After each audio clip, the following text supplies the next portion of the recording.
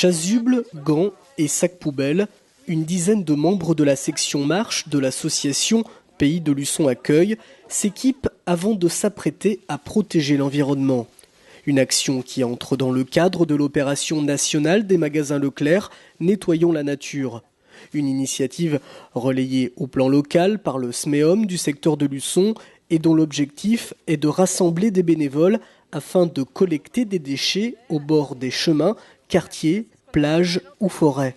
Le week-end dernier, cette action s'est déroulée à l'entrée et le long de la piste cyclable qui va de Luçon à Trièze et manifestement, la récolte a été fructueuse. Un peu sale, hein. Beaucoup de papier, beaucoup de bouteilles, beaucoup de plastique jeté, c'est sale. Voilà, sale. Surtout à l'entrée de la piste cyclable. Dans le champ, juste à l'entrée là, de la piste cyclable. Voilà. C'est important pour vous de ce type d'action ? Oui, quand même, parce que il faut faire voir que la nature, c'est pas une poubelle, hein, quand même. Mon Dieu, oui. Les gens sont pas très propres. Ils devraient ramasser leurs déchets. Quels déchets vous avez trouvé, vous, par exemple ? Beaucoup de canettes, beaucoup de bouteilles plastiques. À quelques kilomètres plus loin, du côté de Saint-Michel-en-Lerme, les services techniques de la communauté de communes du Pays-Né de la Mer participent aussi au ramassage des déchets. Après avoir consulté les différentes communes de l'intercommunalité sur d'éventuels dépôts sauvages les concernant, 2 sites ont été retenus pour une matinée de nettoyage. La forêt de Barbetorte, des Manille-Régnier et ici même, au Rocher de la Dive à Saint-Michel. Et là encore, le constat est surprenant. On est un peu surpris même du volume, on ne pensait pas récolter autant de déchets, un peu de tout. On a trouvé de la ferraille, des vélos, du grillage, des bouteilles plastiques, du verre, polystyrène. Beaucoup de choses qu'on a retrouvées en dépôt sauvage et qui sont liées à différentes activités, que ce soit même professionnelles, parce qu'on remarque aussi des déchets du bâtiment, des seaux en plastique, carrelage, etc., des gravats. Donc beaucoup de déchets qui sont récupérés aujourd'hui. Depuis le 25 septembre, un centre de dépistage des infections sexuellement transmissibles a ouvert ses portes à Luçon. Situé à la Maison de la Santé, chemin du Gâty, ce centre, le 4e en Vendée, permet des consultations gratuites, anonymes et sans rendez-vous. Chaque mardi de midi à 14h, une permanence est donc ouverte et le public peut s'informer ou consulter un médecin en toute discrétion. C'est ouvert à tous. Vous pouvez venir donc consulter, c'est sans rendez-vous, c'est anonyme et c'est gratuit. Donc vous venez nous voir, vous passez devant l'infirmière qui peut vous donner des conseils et qui vous propose donc de patienter en salle d'attente la consultation.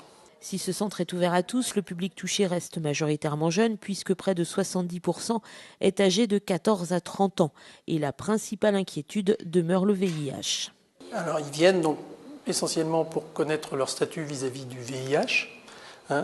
Et donc nous, au niveau du centre, nous faisons ce dépistage bien sûr, mais nous étendons donc à toutes les infections sexuellement transmissibles.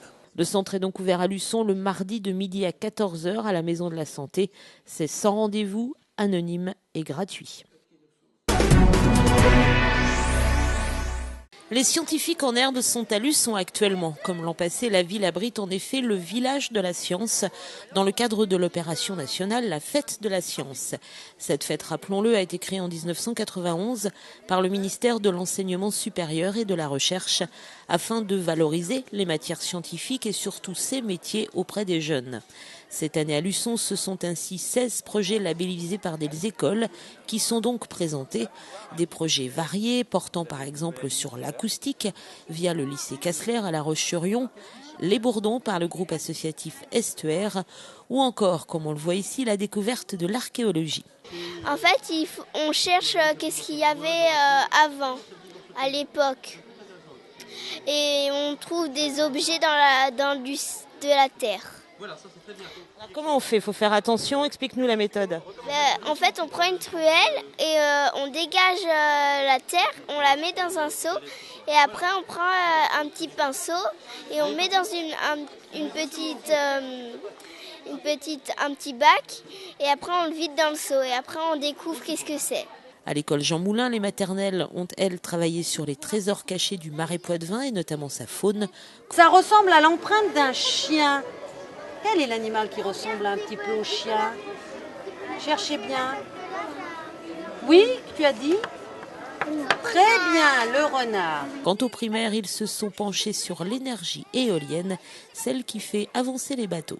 Au début, on était parti d'une coque et la question c'était comment faire avancer un bateau plus vite. Et de cette coque-là. C'est un énorme chantier qui a beaucoup intrigué les Luçonnais. Le silo de la Cavaque, désaffecté depuis un an, vient d'être démoli. Datant de 1937, ce bâtiment situé à côté de la gare, sur un terrain appartenant d'ailleurs à RFF, Réseau Ferré de France, permettait donc jusqu'à l'année dernière d'entreposer des céréales. Devenu trop vétuste, la Cavaque a décidé de le démolir.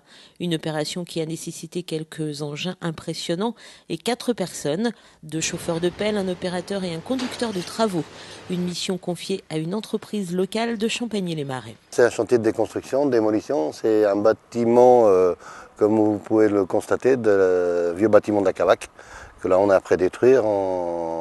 Il n'a pas lieu d'être parce que c'est plus un bâtiment qui est aux normes. Il est sur l'emprise de la SNCF et tous les bâtiments qu'on voit aujourd'hui sur les emprises de la SNCF, Cavaque commence petit à petit à être détruit, quoi. Avec toute la traçabilité qu'on peut imaginer derrière, le traitement des déchets, le béton, etc., quoi. Alors est-ce que quelle technique vous utilisez? Comment on démolit un bâtiment en fait? Comment on démolit un bâtiment? C'est tout simple. Comment on démolit un bâtiment? Vous voyez, on a des pelles qui sont appropriées, avec des bras de 35 et 35 mètres de haut, quoi. Et puis des pinces à béton, tournent aux alentours de 120, 130 tonnes à la pression, à l'éclatement du béton. Et si la tâche n'est pas ardue, elle a nécessité toutefois quelques doigtés, en raison notamment de la proximité d'une maison d'habitation. Nous avons une maison juste derrière, qui est à l'aplomb du bâtiment de 30 mètres de haut, à 4 mètres du bord du bâtiment. Et là, c'est très très compliqué, là. Le terrain, une fois débarrassé, sera ensuite mis en vente. Pour l'instant, toutefois, aucun projet n'est connu pour cet emplacement. S'il est des anniversaires en fanfare, c'est bien celui-là. Pour fêter les 100 ans de Paul Pichard, musicien au grand cœur, la Philharmonie de Luçon et la ville ont organisé récemment une sympathique manifestation. Paul Pichard a ainsi reçu la médaille de la ville pour une vie entière passée au service des autres, à travers son implication dans diverses associations caritatives, ses 20 ans en tant qu'administrateur du CCAS et ses 63 ans au sein de la Philhar. C'est en 1925 que ce centenaire à l'œil vif a découvert la musique et depuis lors, cette passion ne l'a jamais quitté et il a commencé en jouant du cornet à piston. Mais j'ai choisi le cornet parce que mon cher papa, que je n'ai jamais connu, j'ai perdu mon père à la guerre 14, j'avais 2 ans, je ne l'ai donc jamais connu. Et ce cher papa jouait du cornet à piston. Alors j'ai commencé à travailler avec cet instrument. Je n'avais pas les lèvres nécessaires pour jouer du cornet à piston. C'est là que ma chère maman a dit tu pourrais peut-être essayer un autre instrument qui s'appelle la clarinette où on fatigue moins les lèvres. Alors c'est là que je me suis dirigé sur la clarinette. Voilà, alors j'ai donc joué ensuite de la clarinette, du saxophone, épisodiquement dans les balles de jeunes, de la contrebasse à cordes et de la batterie. En 1932, Paul Pichard intègre le 32e régiment d'infanterie à Tours et sa musique militaire. 3 ans plus tard, il joue cette fois au 3e régiment de chasseurs alpins de Hyères. Mais la Deuxième Guerre mondiale va mettre entre parenthèses sa carrière de musicien et c'est finalement en 1947 qu'il arrive en Vendée et intègre la Philhar. Il y jouera 63 ans avant finalement de raccrocher sa clarinette il y a seulement 3 ans. Et tout au long de ces années, il a enchanté l'orchestre. Alors c'était un très bon musicien et c'est quelqu'un qui a toute sa carrière de musicien, il l'a mené avec humilité parce qu'en fait c'est quelqu'un qui a été pris de conservatoire à Tours, qui a été clarinettiste solo et au fil des ans, alors il a été bien sûr ensuite de l'harmonie de Luçon, il a été longtemps première clarinettiste solo et il a accepté très simplement, de façon extrêmement humble, avec l'âge, bon, il est vrai qu'on peut avoir des problèmes de lèvres, il n'a jamais eu de problème de doigts. mais il a eu des problèmes de lèvres et le son peut être légèrement modifié. Et Paul a accepté de passer de première à seconde clarinette, à troisième clarinette, et là c'était un fabuleux chef de pupitre.